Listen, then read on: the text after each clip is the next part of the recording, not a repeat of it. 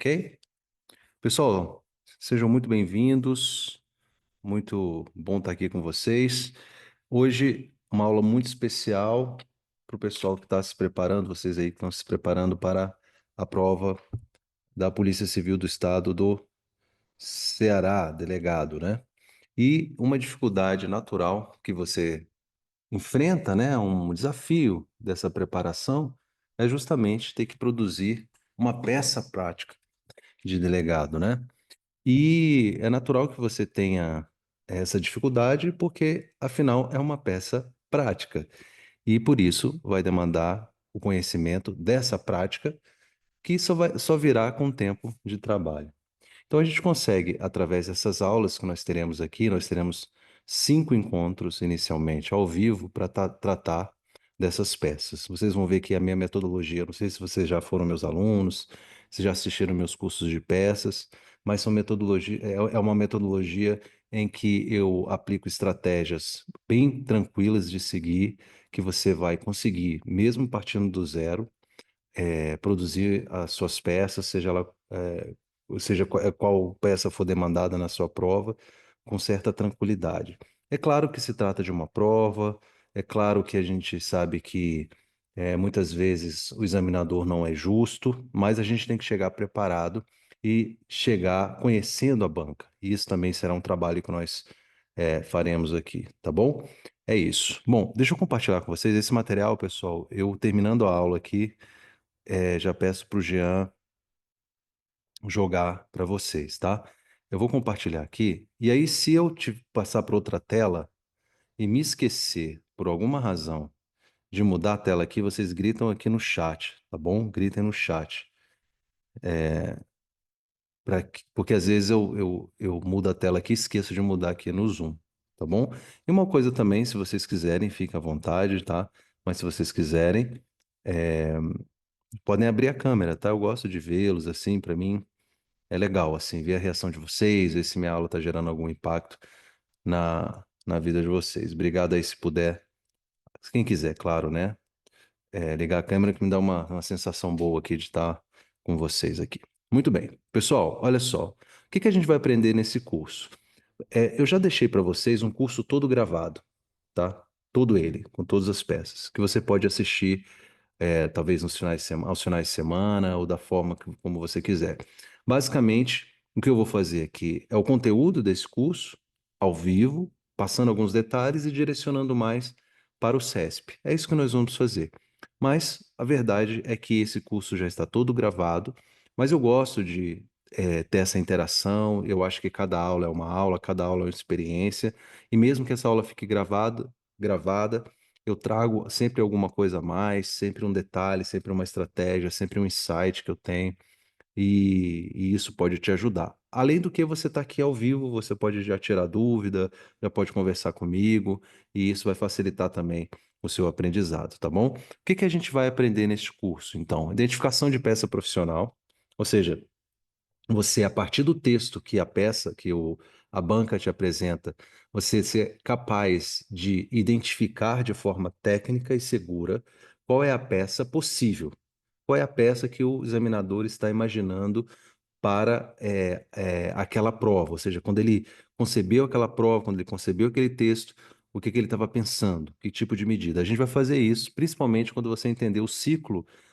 da atividade de polícia judiciária, em que cada ação, se você identifica determinados momentos, determinados elementos, você vai ser capaz de identificar essa peça, tá? Então, aprenda a reconhecer com segurança qual peça está sendo exigida pelo examinador, mesmo quando o enunciado for ambíguo ou genérico. Nós vamos ver isso durante as aulas.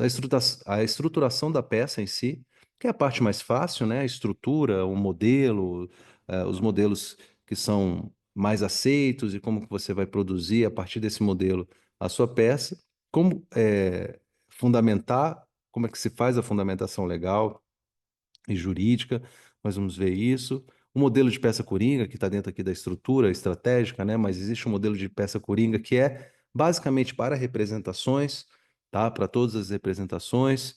E a gente vai analisar os critérios de pontuação da banca, para que você não faça uma peça no escuro, para que você consiga fazer a peça dentro do que a banca demanda, tá? Então, basicamente isso. Então, são várias peças.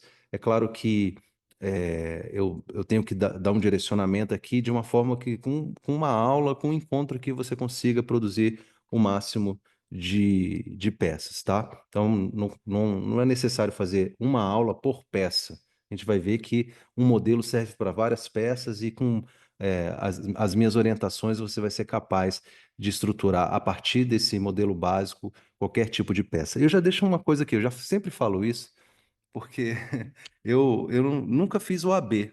Não terminei, porque eu passei no concurso assim no último semestre da faculdade, aí não parei para estudar para o AB.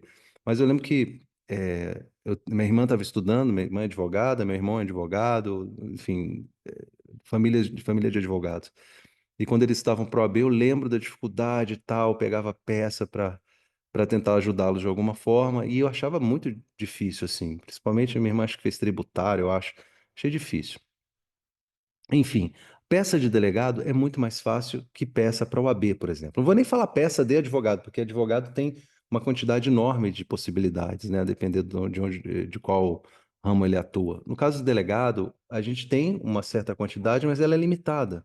O trabalho do delegado, desse ponto de vista jurídico, vamos dizer, de representar, etc., o ponto de vista cartorário, ele é bastante amplo, mas a gente faz muito as mesmas coisas.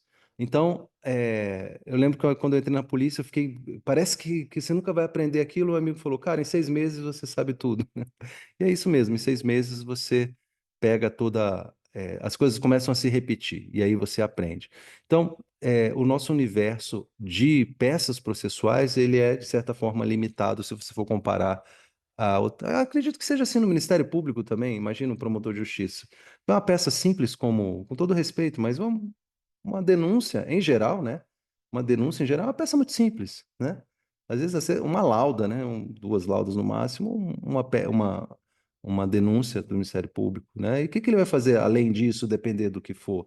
Não tem muita coisa assim. Então, um recurso, alguma coisa ali, dentro do limite, dentro ali do mundo profissional dele. Com o delegado é a mesma coisa, tá? E eu digo para vocês que vocês vão sentir que é bem possível e vocês vão caminhar com tranquilidade. Para isso, a primeira coisa que você tem que ter na sua mente e de repente ir memorizando, aproveitar essas semanas para ir estudando, são as peças possíveis. As peças possíveis. Olha, eu sempre faço essa analogia, e desculpa aqui se você já foi meu aluno, mas vai ouvir essa analogia de novo. É a mesma coisa seguinte: se você viaja para um país, sei lá, você vai para o leste europeu, você vai lá para um país do leste europeu, aí você começa a andar na rua, você não reconhece nenhum carro. Significa, você pode ser um mecânico, você pode ser um engenheiro automobilístico, você não conhece os carros daquele país. Então, por que que você não consegue identificar a peça inicialmente? Porque você não conhece as peças. Então, o primeiro trabalho é que você tenha contato com as peças e conheça as peças. E conheça como essas peças funcionam dentro do ciclo de polícia judiciária. E isso vai ficar muito fácil para você. É como você andar na rua e olhar. Hoje está difícil, né? Porque tem tanto carro diferente hoje, elétrico, né? Mas há 10 anos a gente andava na rua e sabia todos os carros, né? Hoje eu já não sei mais os carros que estão na rua. Mas assim, é basicamente isso. Você saber, você só consegue identificar o que você conhece. Então você não vai conseguir identificar o que você não conhece. Por isso que parece difícil. Parece difícil porque simplesmente você não sabe quais são as possibilidades. Mas não é difícil, é fácil, desde que você passe por esse processo aqui. Então, basicamente, pessoal, a gente tem duas categorias, tá? As peças internas e as representações, ou peças externas, tá? As peças internas são as peças cartorárias, aquelas que são realizadas pelo delegado de polícia na sua atividade cartorária do dia a dia, os despachos, a portaria, enfim, memorandos e tudo mais. Quando a gente está falando de peça interna, o que que é importante para a gente aqui que pode ser cobrado em prova? A portaria, com ou sem indiciamento, que é a peça interna do delegado para instauração do inquérito policial. Então, ó, o inquérito policial, ele tem como primeiro documento a portaria. Juridicamente, quando há uma requisição do Ministério Público, é, antigamente se falava requisição do juiz, mas hoje não se fala mais, né? No juiz, enfim, mas quando há uma requisição do Ministério Público ou um requerimento da vítima para a instauração do inquérito, juridicamente os doutrinadores falam que a peça inicial é a requisição. Mas, na verdade, do ponto de vista prático, a peça inicial vai ser sempre a portaria. Se você pegar o inquérito policial, mesmo que seja instaurado por requisição, a primeira peça vai ser a portaria e a partir dela os documentos são juntados, porque ali vai ter o despacho inicial do delegado, não é isso? Então, quem é policial aí, tem um certo manejo com inquérito policial, sabe disso. Todo inquérito policial tem necessariamente uma portaria. Senão não é inquérito policial, pode ser outro ato investigativo, alguma coisa assim, mas se é inquérito, tem portaria. Com fundamento no Código de Processo Penal, artigo 10, e a gente vai ver isso com cuidado, tá? Aí você tem os despachos, o despacho mais importante é o despacho de indiciamento, tá? Onde você vai colocar os fundamentos de autoria e materialidade, nós vamos ver portaria, nós vamos ver os despacho de indiciamento, e as peças do auto de prisão em flagrante. Então você tem a própria lavratura do auto, os despachos, enfim, todas as peças que contém no auto de prisão em flagrante. Bom, aí você tem as representações. As representações eu dividi aqui de uma forma didática. Eu fiz essa classificação, pessoal, é uma classificação didática, tá bom? Ela não é uma classificação jurídica, ela não tem uma rigidez científica no que eu fiz aqui. Mas eu sou professor e eu tenho a liberdade de fazer algumas classificações que ajudam os meus alunos. Isso aqui ajuda demais, principalmente quando você vai trabalhar com peças práticas, porque isso já coloca as coisas nas suas devidas gavetas e você já consegue achar a sua meia e tá na meia e não tá na gaveta da cueca, porque você consegue achar as coisas onde elas estão, tá? Então, imagine isso aqui como isso aqui como armários, isso aqui como gavetas, tá? Então, você tem um grande armário das cautelares de preservação de provas, eu dei esse nome. Então, preservação ou busca de provas, alguma coisa assim. Ou seja, cautelares de provas, ou seja, que você vai buscar ou preservar provas. Então, você tem primeiro a busca e a apreensão domiciliar. Esses fundamentos, pessoal, vocês vão memorizando aos poucos, a gente vai trabalhando aos poucos, tá? Mas é bom já ir pensando nesses fundamentos, tá? Busca e apreensão, fundamentos legais, no caso, né? Busca e apreensão domiciliar, interceptação, aí todas as formas de quebra, interceptação telefônica, interceptação, quebra. Então, quando eu falo preservação e busca de provas, é porque você faz uma busca e apreensão, uma busca domiciliar em busca de apreender algum elemento de prova. Você não faz uma busca só para humilhar o cara, né? Então, não existe, aliás, pode ser que isso exista na prática, mas não é a finalidade da busca, que não há uma finalidade na busca que não seja a apreensão de bens que possam importar para a investigação. A interceptação telefônica, a mesma coisa, as quebras telemáticas, as quebras de sigilo informático, de sigilo de dados, a prisão temporária. A prisão temporária perdeu muito a força prática por conta de uma recente decisão do Supremo Tribunal Federal que julgou uma antiga ADPF, a Lei de Prisão Temporária de 89, e ela surgiu, a prisão temporária, porque antes da Constituição de 88 havia tal da prisão por averiguação, para averiguação. A polícia tinha o poder de pegar as pessoas e prender por determinado tempo.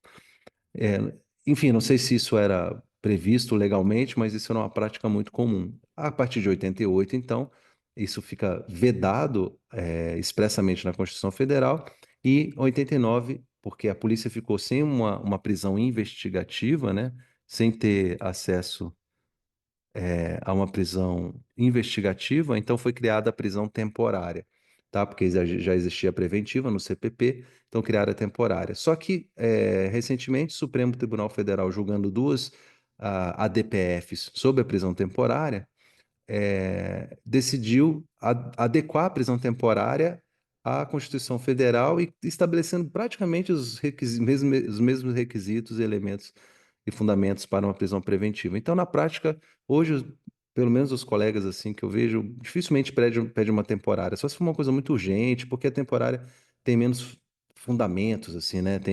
Você precisa fundamentar menos, vamos dizer.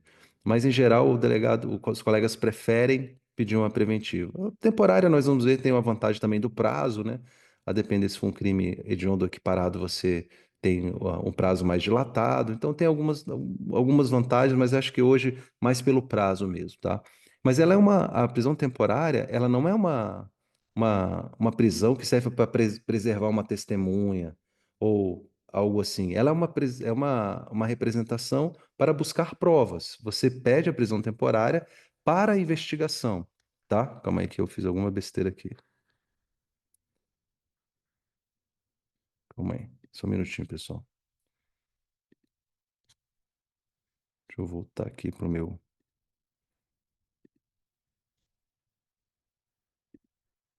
Acho que voltou, né? É que eu fechei aqui o arquivo, desculpa. Então, é isso. A gente vai ver isso com calma, tá? Só estou passando aqui, só dando uma passada aqui. Então, quebra de sigilo financeiro, bancário, fiscal também serve para. Acho que eu vou até mudar, cautelar de preservação, cautelar de busca de provas. Acho que é melhor, né?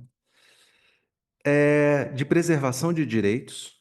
Então, a preventiva entra aqui, as medidas cautelares diversas da prisão entram aqui, o exame médico legal com internação provisória entra aqui, a busca e apreensão de adolescente infrator entra aqui, que é um tipo de prisão preventiva para o menor, de acordo com o Estatuto da Criança e do Adolescente. O exame médico legal com internação provisória é aquela para averiguar a imputabilidade ou inimputabilidade.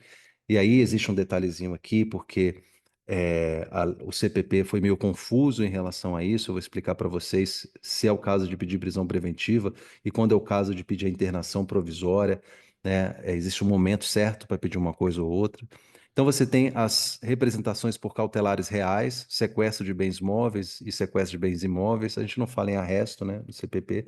É sequestro de bens móveis, sequestro de bens imóveis. É, Arresto não cabe por representação do delegado, tá? E tudo isso, então, a gente vai tratar no curso. Representações especiais da lei de organizações criminosas também, medidas específicas, como a colaboração premiada, que não é bem uma representação, né? Mas é um ato de investigação, de busca de provas, infiltração de agentes, captação ambiental. Eles poderiam estar em outro lugar aqui, mas eu coloquei como cautelar especial porque é específico, tá? Esse aqui, por exemplo, caiu recentemente. Qual foi o concurso que caiu? Esse foi o último concurso. Agora me fugiu aqui. A gente vai trabalhar com uma prova que caiu recentemente. Essa medida aqui, infiltração para crimes sexuais contra crianças e adolescentes, uma medida prevista no Estatuto da Criança e do Adolescente. Existem outras medidas também, diligências, requisições a órgãos públicos, acesso a dados cadastrais, e etc. São coisas que a gente vai ver com calma também. Parece muita coisa, mas não é muita coisa, porque quando a gente, por exemplo, estuda essa representação aqui por busca, ou uma representação por interceptação, a gente vai ver que a estrutura é a mesma.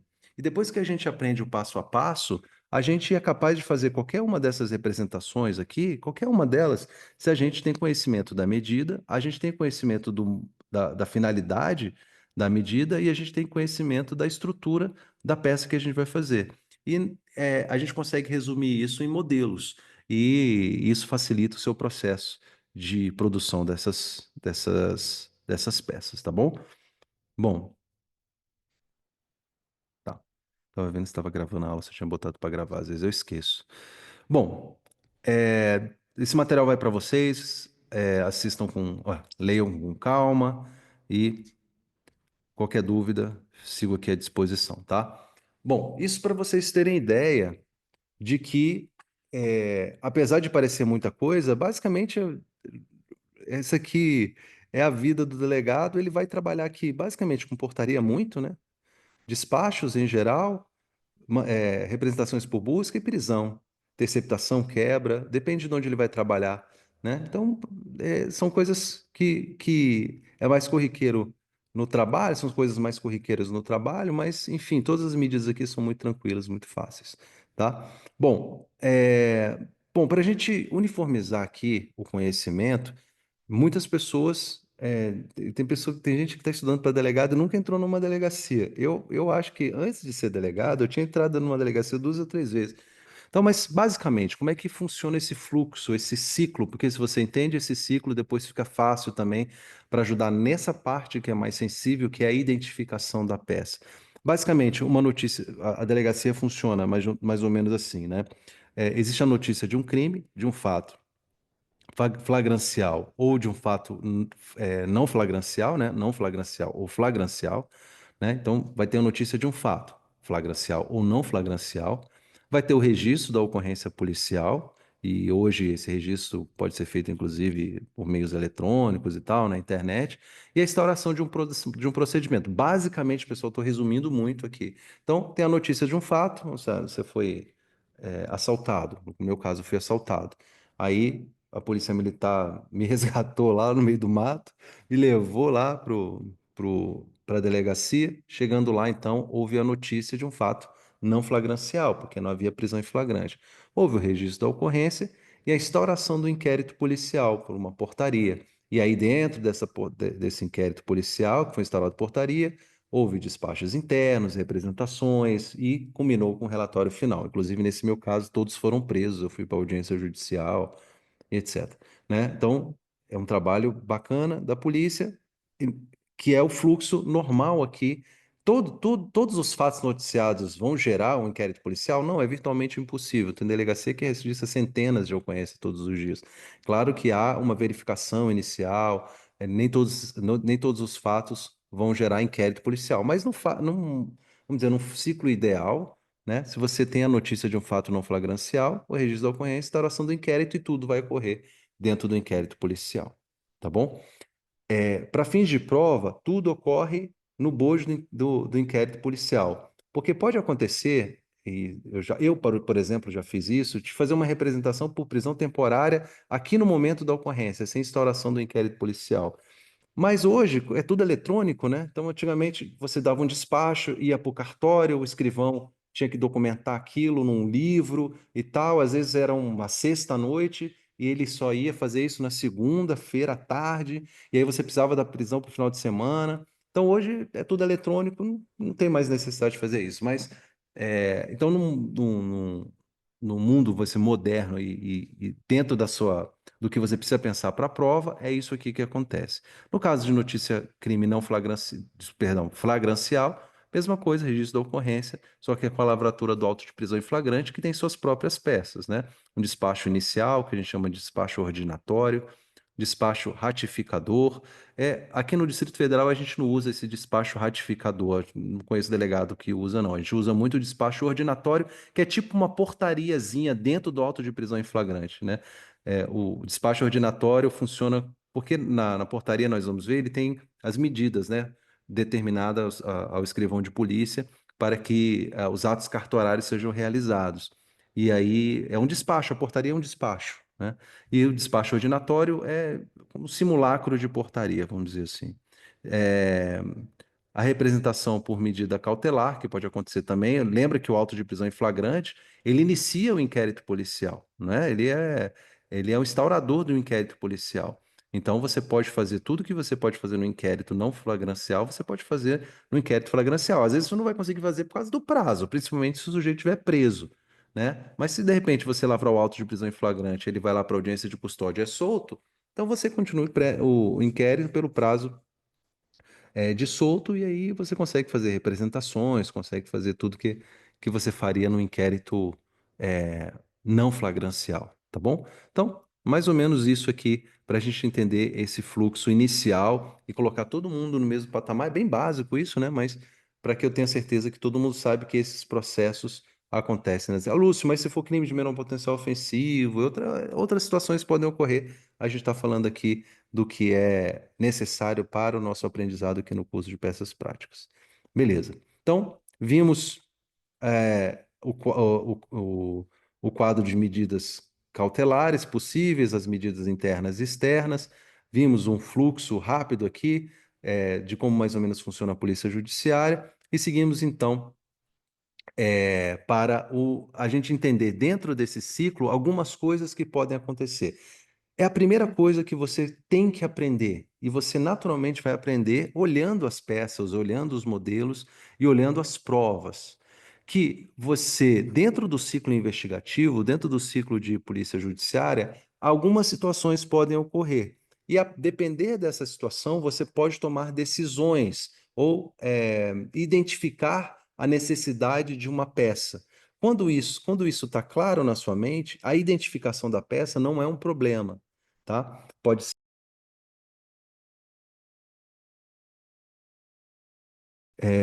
mas, enfim, apesar disso, a gente, através dessa metodologia, é capaz, pode desenvolver a capacidade de identificar a peça com mais tranquilidade. Eu dei alguns exemplos aqui. Por exemplo, se você está falando de um fato novo, ainda sem procedimento, sem elementos de prisão em flagrante, é óbvio, você está falando possivelmente de uma portaria, principalmente se ele te induzir a determinar diligências iniciais seguramente vai ser uma portaria. Agora, essa portaria, ela pode ser uma portaria com indiciamento e pode ser uma portaria sem indiciamento, né?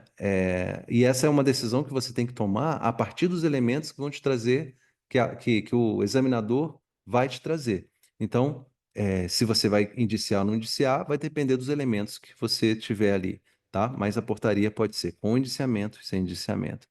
Suspeito preso com descrição da prisão. Aí, auto de prisão, comunicação da prisão. Os atos do auto de prisão em flagrante, né? Se há uma condução em flagrante, alguma coisa assim. Se a investigação mostrou que está concluída, que não há outras diligências relevantes, provavelmente vai ser um relatório final, e esse relatório final pode ser cumulado com pedido de prisão preventiva. Nunca prisão temporária aqui, né? Porque não tem sentido uma prisão temporária no final. Inclusive, é uma medida, é uma coisa muito comum. Então, você faz o relatório final com pedido de prisão preventiva. Para fins de prova, a gente faz um ato só, relatório final com pedido de prisão preventiva. Nós vamos estudar isso. Na prática, hoje, os delegados, até por uma questão dos sistemas mesmo, então você faz o relatório final e faz uma representação por prisão preventiva em autos apartados por conta do sigilo, muitas vezes, tá? Um ato sigiloso. Então, mas para fins de prova, você pode, aqui, né, fins de concursos públicos, você pode fazer um relatório final com pedido de prisão preventiva. Tá? A gente vai ver, inclusive, uma prova da Paraíba, a última prova do CESP, da PC Paraíba, que ele colocou a representação por prisão preventiva dentro da portaria. E aí a gente vai entender isso aqui, que parece um pouco esdrúxulo e mas a gente vai ver que não é louco, tá? Necessidade cautelar, tá? Então, assim, o que que a gente vai identificar como uma necessidade de cautelar? Aí a gente vai estudar cautelar por cautelar. Por exemplo, se o sujeito está ameaçando uma testemunha, cautelar provavelmente vai ser a depender do fato, da situação e se for e se adequar aos fundamentos legais do Código de Processo Penal ou de uma lei específica, de uma representação por prisão preventiva, né? Se você quer a prisão temporária para te ajudar de alguma forma a buscar novos elementos de prova, aí, como eu disse, vai ser uma prisão temporária, né? Se você tem elementos que indicam que ele usou o meio, como um computador ou usou contas bancárias, etc., provavelmente. Então, assim, não é nada de outro mundo. Quando você vai lendo a peça, você, tá aqui, ele deu um elemento aqui que ele é importante nessa peça. Por exemplo, ele me deu um dado de movimentação bancária, então provavelmente eu vou ter que usar uma representação nesse sentido. Ele me deu a necessidade de quebrar um álibi, porque ele disse que está num lugar quando na verdade ele poderia estar em outro, provavelmente uma quebra de sigilo de dados telefônicos, de herb, né, de estação rádio base. Então isso a gente vai ver. Enfim, ofícios, né, que a gente não vai estudar ofícios aqui, porque não vejo como possível. Ofício é uma peça muito simples, né, mas pode ser que você precise fazer um pedido diretamente, por exemplo, de dados cadastrais, isso é feito por ofício, tá? E despachos que são decisões dentro do inquérito policial. Então, você vai fazer um despacho de indiciamento, é uma decisão é, tomada pelo delegado de polícia. Então, quando a gente começa a entender as diversas situações, e elas também se repetem, depois que você vê, você vai ver que elas se repetem, você começa, isso começa a ficar mais claro. Veja, então você já tem uma ideia das peças possíveis. Vocês estão conseguindo entender a minha metodologia, pessoal? Por que que ela é tranquila? Porque você primeiro sabe quais são as peças possíveis. Bom, essas peças são possíveis dentro desse universo aqui.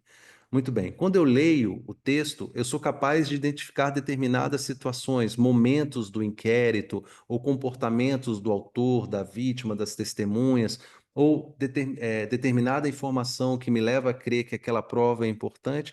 Isso vai afunilando a minha decisão. Então, eu pego todos aqueles armários e as gavetas, eu sei exatamente, eu quero uma camiseta preta com o logo do Você Delegado. No meu armário, minha esposa separou, tem ela separou lá para mim as camisas da polícia, as camisas que eu uso no dia a dia, as camisas, e eu vou lá direitinho e pego aquela camisa com o logo do Você Delegado nas melhores lojas do ramo. Entendeu? Então, é isso. E é um processo que a gente consegue fazer nessas 5 aulas, tá bom? Muito bem. E aí a gente começa efetivamente, depois de passar por todo esse falatório aqui, meia hora justamente o que eu precisava, a gente começa a falar efetivamente da nossa primeira peça, que é uma peça interna dentro daqueles atos. Lembra, nós vimos atos internos e atos externos. Os atos internos, um dos atos internos é a portaria que inaugura o inquérito policial.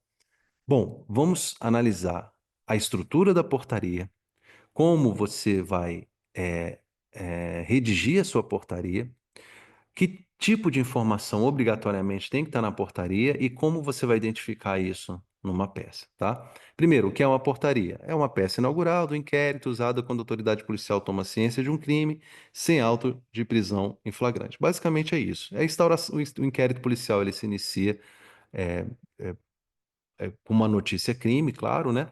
E o inquérito policial nada mais é do que uma forma, como se fosse um despacho mais bem estruturado, eu posso dizer assim, um despacho mais bem fundamentado, tá? Então, a portaria nada mais é do que um despacho chique, um despacho de terno, tá? Então, essa seria a portaria. Então, é uma peça simples, extremamente simples, e que você vai fazer muito na sua atividade policial. Hoje tem sistemas, eu não sei como é que tá, assim, mas assim, tem sistemas que você já vai colocando as informações, ele já vai estruturando a portaria, porque a depender da delegacia, por exemplo, os colegas que trabalham nas DEANs, por exemplo, tudo gera inquérito, né? Porque não tem aplicação da Lei 9.099. Então, basicamente, se registrar naquele dia 20 ocorrências, vão ser 20 inquéritos.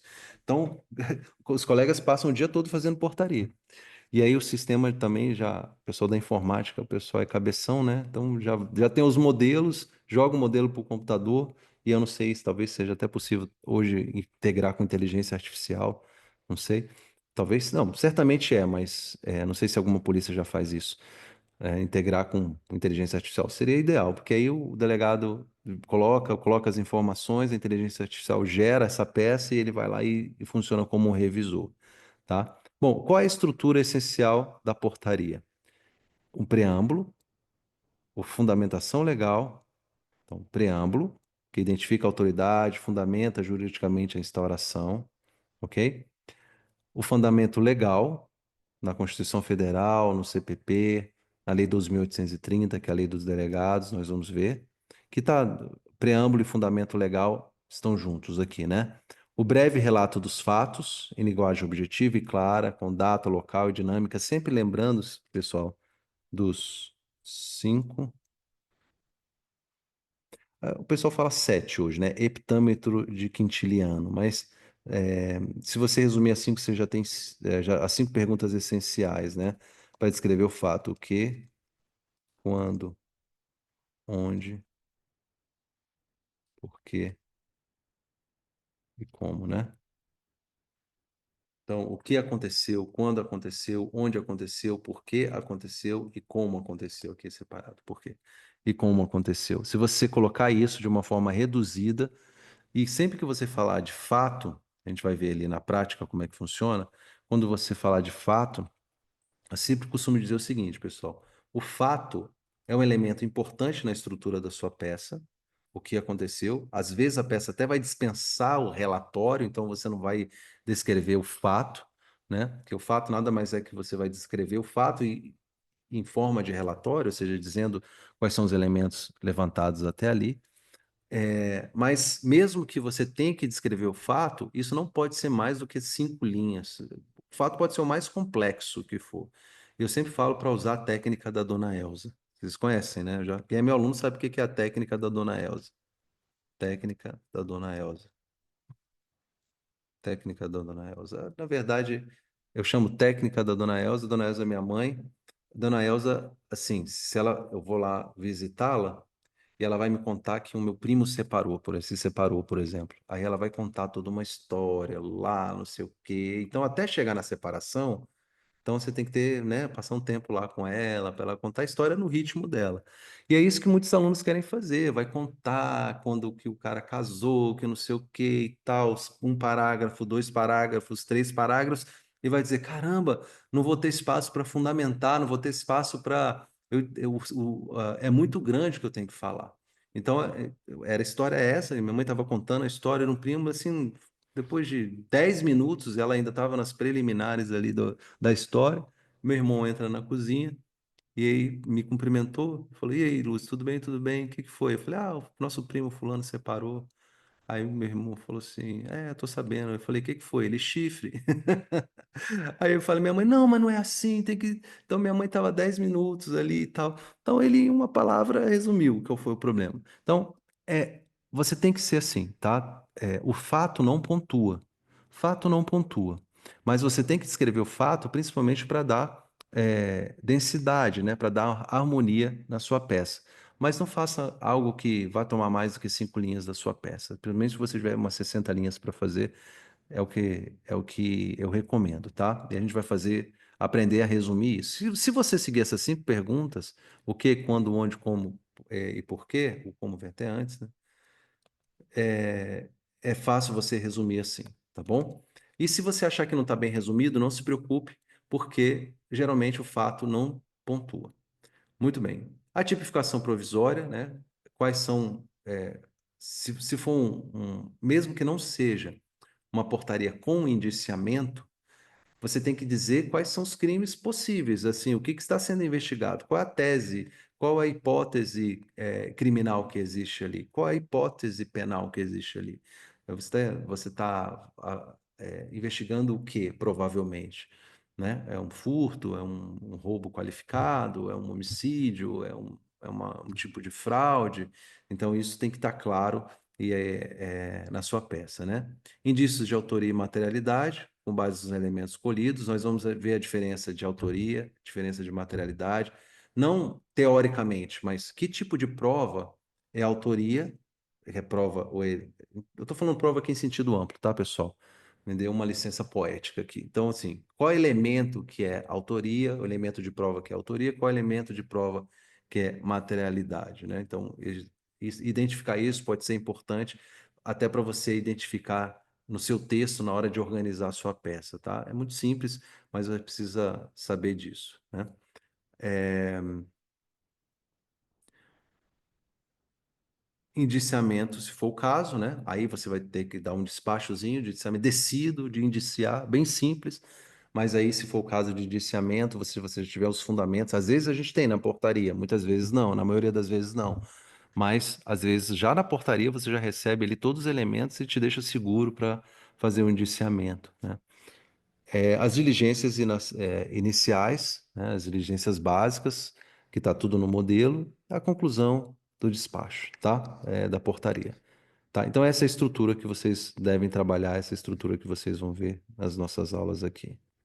Essa é a estrutura básica da portaria: o preâmbulo, a fundamentação legal, o breve relato do fato, a tipificação provisória, é, a- a- a- os elementos de autoria e materialidade, o diciamento, se houver, as diligências e a conclusão e o despacho.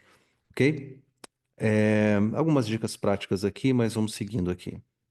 Vamos pegar um caso prático aqui, já para a gente ver o que que a gente deve buscar. Eu peguei um texto simples só para a gente começar, depois a gente vai para um texto real de prova, tá? mas esse texto, assim, só para a gente perder aqui a timidez com o texto, né, de peças, tá? Então, é um caso prático, Maria da Penha, tradicional aqui, e a gente tem que fazer essa leitura do texto com um olhar já voltado à produção de peças. Eu vou fazer isso com vocês aqui, tá bom? Então, vamos lá. No dia X, Y, Z, né? Aqui eu não disse o dia, mas ele poderia ter dito. Uma coisa importante, pessoal, não coloquem dados objetivos na sua prova que não foram mencionados. Aqui eu não mencionei o dia. Vou mudar aqui. No dia 20 de março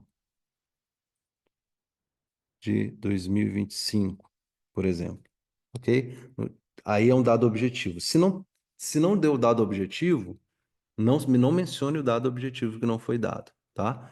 Então, compareceu a essa unidade policial a senhora Maria Cândido Passos, informando que foi vítima de violência doméstica e familiar nos termos da lei.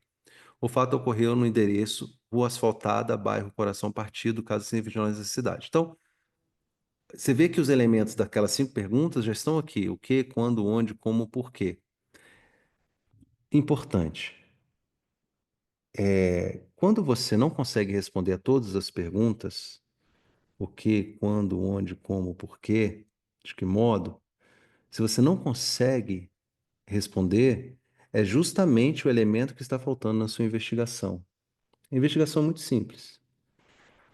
Quando eu pego um inquérito policial, eu vou sanear o inquérito policial para ver qual medida eu devo tomar a partir daí. Geralmente você pega a coisa andando, né? Você não instaurou o inquérito, mas você assume o inquérito depois de algum tempo.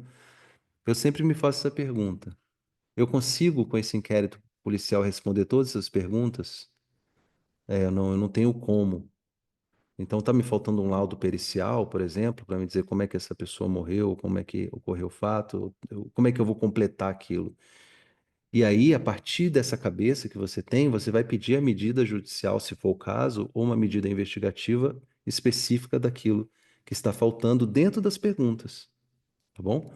Segundo o relato da vítima, ela é casada há 10 anos com Antônio Cândido Xavier, não possuindo filhos. O relacionamento conjugal sempre foi conturbado, sobretudo pelo fato de o companheiro ser usuário de drogas como maconha e cocaína.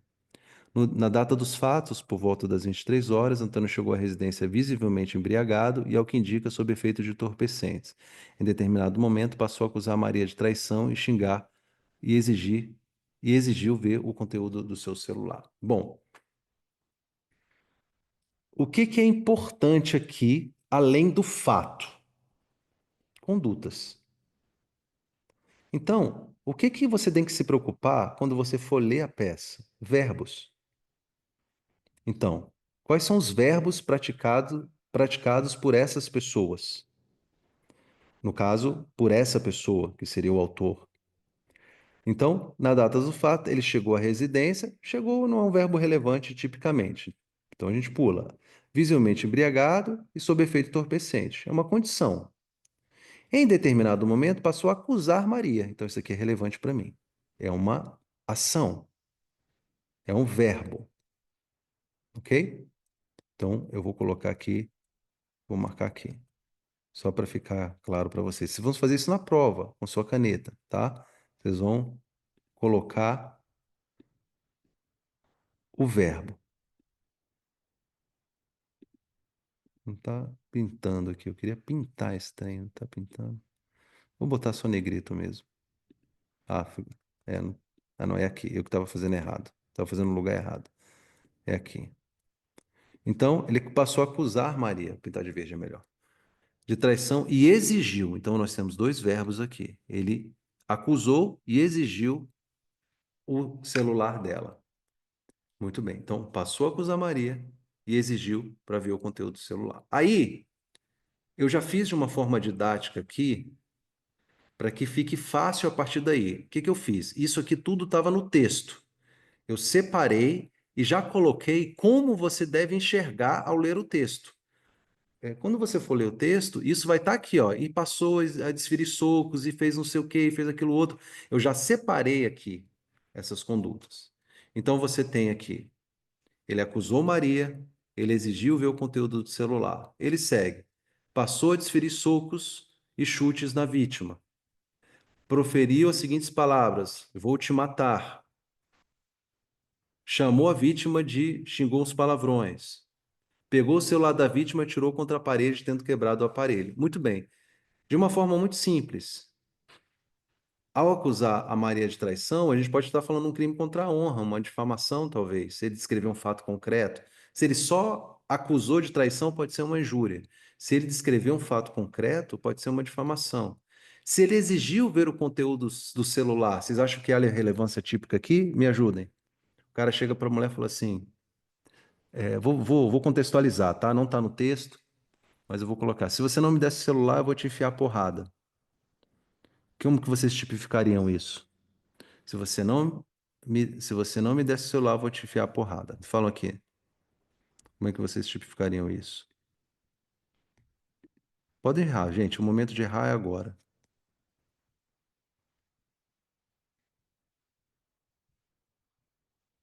Desculpa que o pessoal me mandou várias mensagens, né? Dizendo que não estava aparecendo na tela. Me perdoe. Desculpa, fiquei vários minutos aí, né? Ameaça, violência psicológica, ameaça, ameaça, constrangimento ilegal, ameaça, constrangimento ilegal. Tá mais próximo de um constrangimento ilegal, né? Que ameaça, se a ameaça trouxer o se, né? Ele é um constrangimento ilegal, deixa de ser uma simples ameaça, né? Então me parece mais um constrangimento ilegal. Se você não me der o seu celular, eu te mato. Lembre-se lá, vamos abrir lá no Código Penal, depois olhem lá a diferença da simples ameaça e do constrangimento legal. Se você não tirar essa roupa, se você não trocar essa roupa, eu, enfim, eu vou fazer algum mal para você, eu vou te bater, enfim, faz uma ameaça ali. Então, você tem, até na hora de separar aqui, eu deixei essas duas para trás. Então, acusou Maria de traição, crime contra a honra. No jeito que está aqui, ó, eu colocaria injúria, porque ele não me falou exatamente como é que foi essa traição. Se você me traiu, isso é injúria, ok? Ah, você saiu com o cara tal, babá. Aí você pode ter uma difamação. E exigiu ver o conteúdo, então você tem aqui provavelmente um constrangimento ilegal. Depois ele deu soco, lesão corporal. Aqui, não sei se tá certinho, 129, parágrafo terceiro, Proferiu as seguintes ameaças: eu vou te matar. Ameaça. Então você tem constrangimento. Aqui sim, é ameaça. Eu vou te matar, né? Chamou a vítima de piranha vagabunda. Injúria. Quebrou o celular dela, dano qualificado. Presta atenção. Para ser muito sincero com vocês, esses crimes básicos eu vou lembrar. Lembro que são muito corriqueiros e tal. Mas eu tenho uma dificuldade muito grande de memorizar artigos. Tenho uma dificuldade mesmo, assim, com números. Eu tenho uma dificuldade de memorizar números em geral. Tenho uma dificuldade mesmo, uma limitação com números. Se você não se lembrar do artigo, diga o nome iuris do crime. Se você não se lembrar do artigo, diga o nome iuris do crime, porque você já vai pontuar. Agora, anotem aí, por favor, se vocês puderem. Crimes contra a pessoa. Crimes contra a pessoa. Crimes contra o patrimônio. Crimes contra a pessoa. Crimes contra o patrimônio. Crimes contra a administração pública. Você tem que se lembrar dos crimes principais e das hipóteses principais. Então, é um estudo que você pode fazer para esse concurso ou para o próximo, tá bom? Então, veja, é um texto simples. Aqui, com as perguntas, as 5 perguntas na minha cabeça, eu já sei o que é fato, e identificando os verbos, eu já sei quais são as condutas. É isso que eu tenho que fazer na minha prova. Isso é fato, isso é conduta. E aí, mais para frente, a gente vai identificar. Isso é autoria, isso é materialidade. Acabou. Você não precisa identificar mais nada. Com isso tudo, você é capaz de identificar a peça, identificar o que você precisa, identificar a medida que vai ser adequada. Bom, demais elementos do caso. A vítima acionou a polícia militar, mas o agressor evadiu-se do local antes da chegada da guarnição. Então não tem prisão em flagrante. Então já ficou tranquilo para mim. Então, se ele se evadiu do local, não tem prisão em flagrante. Situação. Qual é a situação? Condução à delegacia sem prisão em flagrante. Tá aqui, ó. Cadê? Tá naquele quadro, né? Situação, ó. Fato novo, ainda sem procedimento, sem prisão. Fato novo, sem prisão. Portaria. Ok? Então, de uma forma muito simples, eu já sei qual é a peça. Os fatos foram presenciados por uma testemunha, Juliette Cândido, 20 anos, sobrinha da vítima, que confirmou a versão apresentada por Maria. Então já tem um elemento de prova aí, um elemento de prova testemunhal. Materialidade ou indício de autoria? Essa, os fatos foram presenciados pela testemunha, Juliette Cândido, 20 anos, sobrinha da vítima, confirmou a versão apresentada por Maria. Você, uma coisa importante, tá, pessoal? Apesar de eu gostar que vocês saibam identificar o que é autoria e o que é materialidade na,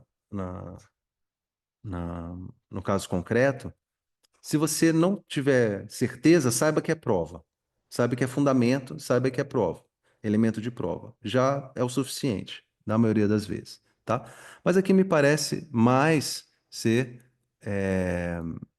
parece ser mais, alguém fez uma pergunta aqui, diferenciar a prisão temporária de preventiva, nós vamos ver isso, tá? Me parece ser mais indício de autoria, tá?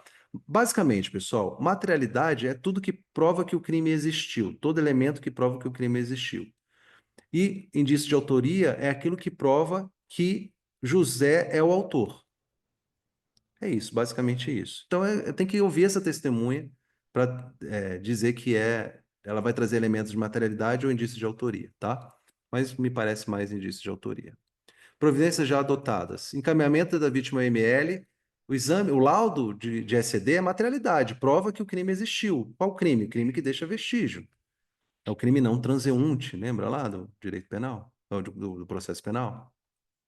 A apreensão de celular com envio ao Instituto Criminalístico vai gerar um laudo pericial, materialidade, prova que o crime existiu, crime de dano. Representação, aqui não precisa mais, né? Se bem, depender do crime nem vai precisar mais, né? Ah, no, não, tem aqui crimes contra a honra. Lembrando que houve uma alteração no crime de ameaça, né? Passou a ser pública incondicionada, no caso da Lei Maria da Penha, uma alteração recente. Mas houve a representação formal da vítima. O Lucas perguntando, Lúcio, não citar o artigo desconta ponto? Vai depender da prova, vai depender do gabarito lá do espelho. Em geral, vai tirar uma pontuação sim. Você botou de 0 a 3. Se você não citou o artigo, talvez você ganhe um 2. Então você pode perder alguma coisa, mas você não perde a tipificação toda, tá? Então cita o nome URIS pelo menos para não perder, tá? Legal. É, e aí seguindo, né? Requerimento imediato de tramitação das medidas protetivas. Ela também pediu medidas protetivas na forma da Lei Maria da Penha. Se ela não pedir, você pode, como delegado, também representar pelas medidas protetivas, que nada mais é do que uma forma de medida cautelar diversa da prisão. Ok, agora a tipificação resumida ficou assim, eu já coloquei para vocês aí, né? Eu até resumi aqui, não coloquei, depois eu vou corrigir aqui no material, eu não coloquei aqui a injúria, que me parece ser se acusar ela de traição, e não coloquei o constrangimento ilegal. Então a ficha dele poderia aumentar aqui. Eu acabei que na hora de fazer aqui o modelo, ele não passou batido aqui, mas considere aí mais duas condutas que. Ah, Lúcio, mas e aí, concurso de crimes? Gente, delegado, concurso de crimes é dosimetria de pena. O delegado não faz, na prática, concurso de crimes. Mas você tem que considerar, claro, né, se é concurso formal, se é concurso material e etc. E se você tiver certeza que se trata de um concurso de crime, você pode citar. Mas, em geral, os delegados vão colocar todas as tipificações e depois, no judiciário, vai se decidir se houve concurso, se é material, se é formal, se há. Enfim. Então, a minha sugestão é que você coloque todos os tipos penais. A prova não vai te cobrar que há concurso material, concurso formal, não numa peça de delegado, tá? Demais elementos do caso eu falei, né? Vítima acionou a Polícia Militar, falei tudo isso aqui. Beleza. Aí como é que ficaria? Dentro daquela estrutura. Olha o preâmbulo. Gente, escreva isso aqui, olha. Hoje, amanhã, a próxima aula é na quarta-feira, tá? Você vai pegar esse modelo aqui, você vai fazer ele 5 vezes, copiando mesmo. Pronto, você vai internalizar esse modelo. Você vai ter 2 ou 3 modelos que você vai ter que internalizar. Se você fizer isso, você não vai ter dificuldade. O pessoal está mandando perguntas, pessoal, só para eu deixar a aula fluida, eu já paro para tirar as dúvidas, tá? Então, a Polícia Civil do Estado de Ceará, seria o caso, né? Por meio do delegado de Polícia Civil. Se isso aqui eu botei titular da delegacia tal, mas se ele citar, se ele não citar, você não coloca, por meio do delegado de Polícia Civil no uso dessas atribuições legais previstas no 144, parágrafo 4º. No caso, é o parágrafo 4º, né? Porque é Polícia Civil, se fosse Polícia Federal, é o parágrafo 1º. No artigo 2º, parágrafo 1º, parágrafo 6º da Lei 2.830. E aqui seria o artigo, acho que seria o artigo 10. Calma aí, deixa eu corrigir aqui.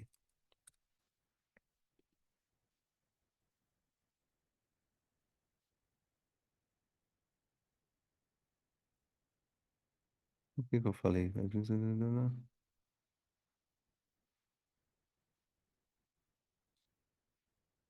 Não, tô confundindo as coisas aqui, tô cansado já. Mas tá certo aqui. Artigo 10 é relatório final, né? Porque eu fiquei com o artigo 10 na cabeça. Porque eu já estou fazendo a aula de relatório final aqui. Então, seguiu aqui. Cadê? Bom, esse é o preâmbulo. Preâmbulo vai ser igual, você vai repetir. Instaurar inquérito policial. Aí você vai colocar aqui, é, é, nesse ponto aqui, o motivo de você, ou seja, qual o fato criminal que você vai investigar. Então, eu coloquei detalhado aqui, mas você poderia colocar de uma forma resumida, para apurar os fatos que configuram em tese a prática de crimes na forma da Lei Maria da Penha, ou de crimes de violência doméstica, ou de tais crimes de violência doméstica, ou de supostamente tais crimes na forma da Lei Maria da Penha, tá? Claro que no meu material eu vou colocar de uma forma mais completa, mas vai ser muito difícil você lembrar de todos os artigos, mas tente colocar o que você está investigando. Então, aqui tem uma foto no inquérito para apurar os fatos que configuram em tese a prática de crimes, dos crimes de ameaça, injúria, blá, blá, blá, blá, blá. Bota o nome Iures, tá? Em razão das condutas supostamente praticadas por Antônio Cândido Xavier contra sua esposa Maria de Cândido Ângelo por violência doméstica e familiar. Bom, feito isso, você vai descrever o fato. Consta no registro de ocorrência que no dia tal, por volta das 23 horas, na residência, 4 linhas, 5 linhas de uma forma bem resumida, tá? Aí você já passa a descrever a tipificação. Ou seja, você já passa a descrever as condutas dentro do fato, tudo misturado. Ó. Você pode descrever o que aconteceu em 4 linhas, depois as ações típicas. Olha, para acusá-la de traição, de chocos, você vai descrever um parágrafo com a descrição típica, e aí você poderia finalizar. Esse parágrafo aqui nem seria tão necessário, tá? Mas coloquei aqui. Você poderia tirar que não ia atrapalhar em nada. Por quê? Você descreveu o que ocorreu de forma resumida. Isso aqui não vai te somar ponto, nem vai tirar o ponto.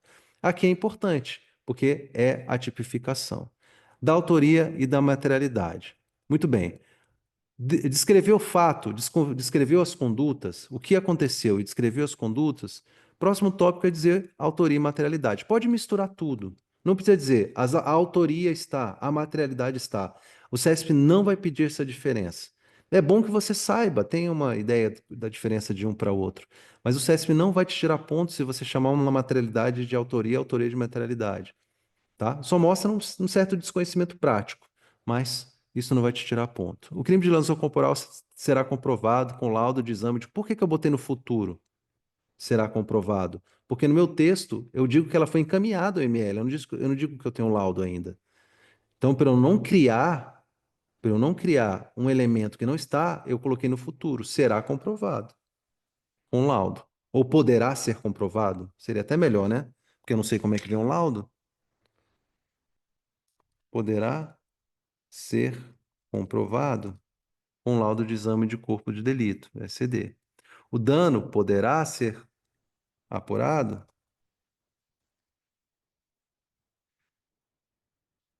com base no laudo pericial do Instituto Criminalista sobre o aparelho celular.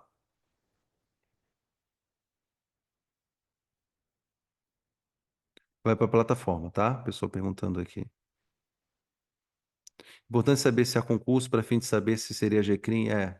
No caso de Maria da Penha aqui, não, né? Porque não tem GCRIM, né? Na Maria da Penha.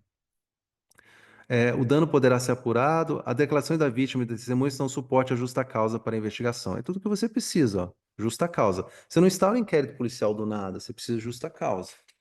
Aí eu separei separadinho aqui e dei tópicos, ó. Você pode fazer isso na prova, dar tópicos. Por que que isso é legal?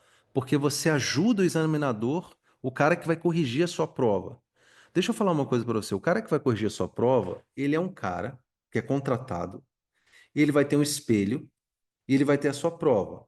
E ele vai fazer um trabalho, talvez, ele já faça isso até com inteligência artificial, vai saber, eu não sei. Mas como é que geralmente é feito? O cara vai pegar o espelho e vai procurar. Ponto tem a informação aqui? Tem, não tem. Então, ele não vai fazer uma análise necessariamente qualitativa se você escreve bem. É claro que a questão é, gramatical vai ser importante, se vai ser avaliado e tudo mais, mas o mais importante agora é você estruturar a peça de uma forma visual para que essas informações sejam localizadas. E quando você faz assim, olha, dos fatos, da autoria e da materialidade, do indiciamento, isso fica mais claro para você, ok? Até isso aqui, pessoal, você pode variar, por exemplo, você pode pegar essa informação e jogar lá para o indiciamento, sem problema algum, ou repetir a informação. Você já descreveu as condutas, e aí você pode simplesmente descrever o indiciamento, os crimes aqui embaixo. Então você pode repetir se você tiver linha, tá? Mas é importante que você coloque isso de uma forma clara. Aí determina o cartório. Vamos lá. Essas determinações, pessoal, a minha dica é coloque o máximo de coisas que você puder, que vier na sua cabeça, tá? Que vierem na sua cabeça. Então, a primeira coisa é pedir o tombamento do inquérito, por isso que eu estou falando. Pega esse modelo e faça algumas vezes, tá? Tome-se o presente inquérito com a atuação dessa portaria do respectivo registro de ocorrência. Providencie a folha de antecedentes criminais do indiciado, se for o caso, tá? Junte-se o termo de declarações da vítima, porque teve. Intime-se a testemunha Juliette, para ser ouvida em cartório, no cartório dessa delegacia, enfim. Proceda-se a qualificação interrogatório do indiciado, nos termos do artigo 6, 5 e 8. Aqui, o termo interrogatório é um termo emprestado, né? É um termo emprestado. O interrogatório mesmo é um interrogatório judicial, mas a gente usa o termo interrogatório como um termo emprestado e não tem sido considerado errado, tá? Então, proceda de qualificação e interrogatório, requisite-se o laudo pericial, tudo que eu acho que tem que ter, porque eu preciso juntar na minha investigação.